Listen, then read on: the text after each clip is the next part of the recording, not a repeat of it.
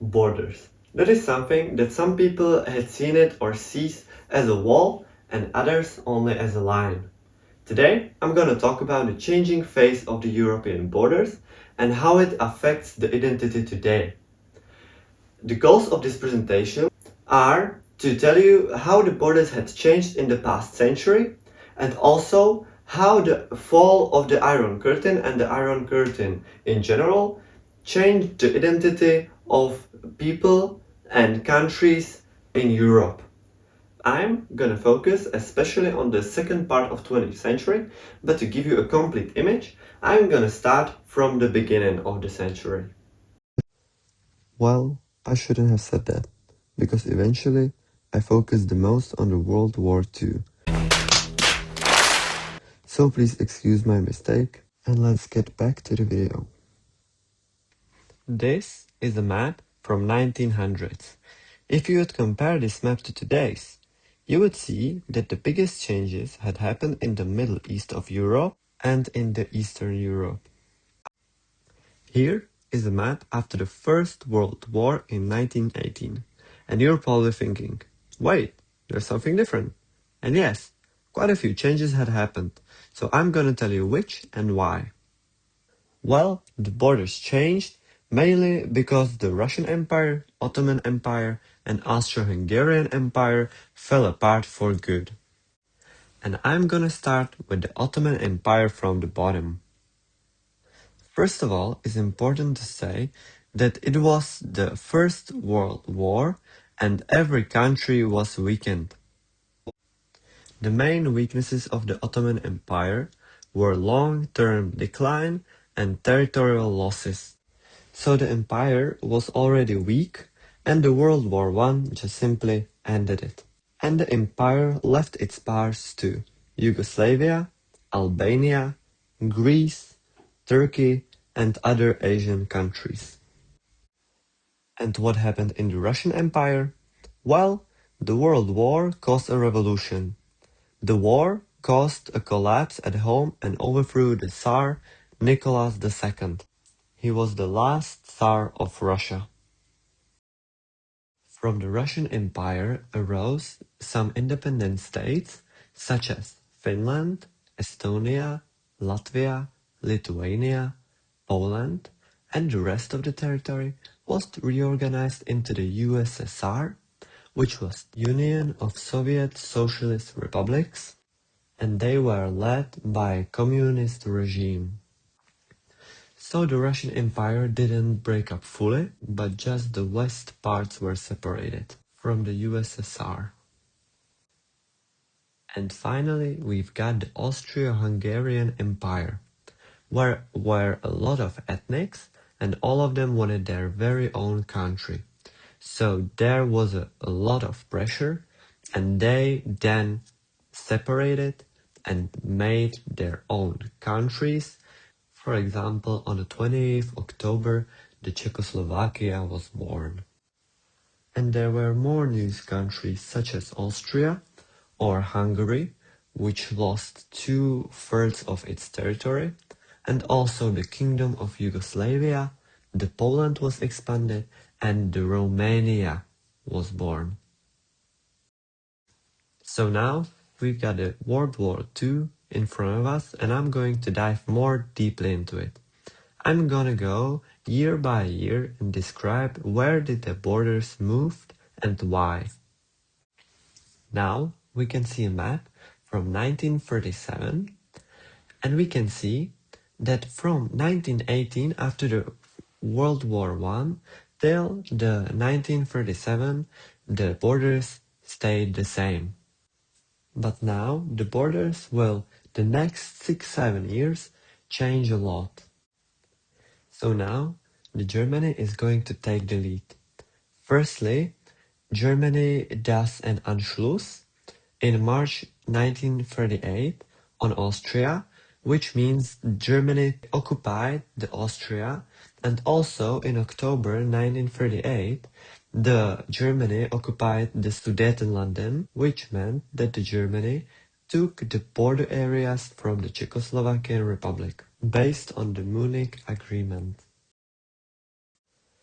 In 1939, Germany started its expansion big. They took over the rest of the Czechoslovakia and attacked Poland from the west side and the USSR did from the east side. And besides that, Hungary also took a piece from the pie and took the Transcarpathia. The next year, 1940, when the Germany and the USSR met, they expanded to the sides. The USSR occupied the Baltics and together with Hungary took a piece of Romania. Germany took a bigger steps, grows onto the north, west and south. Here in 1941 and the next 2 years is Germany basically in its prime era. It has control over half of the Europe. Germany occupied a big chunk of USSR and attacked Yugoslavia and Greece, split them into pieces and takes over parts of Croatia, the whole Serbia and part of Greece. On the top of it, Italy joined the chat and took over Croatia, Montenegro, Albania and Greece. The next year, 1942, Germany occupied another chunk of the USSR but lost influence in Morocco, Algeria and part of France because Germany wanted more to stabilize their territory rather than massively expand. In 1943, there's a turnover in the war by Stalingrad, where the Germany lost and started losing territories on the east and the borders started to go back to the west.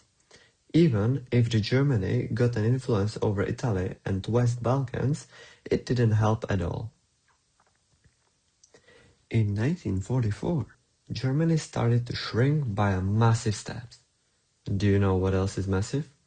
Low taper fate. Well, never mind. In general, the things were getting back to normal. On the west side, the countries were beginning to look the same as before. On the east side, well, almost. The USSR was more taking the countries from Germany to its influence. So it was like almost similar. Then we have the last year of the war, 1945. The Europe got separated to east side under the influence of USSR and communism and the west side under the influence of Great Britain, France and USA. In the end, they were all left in freedom. And what about the Germany? The Germany was separated between the USSR, UK, USA and France. And that's the end of the World War II. It's 1955. The key thing was who wants what. West wanted democracy and the USSR wanted communism.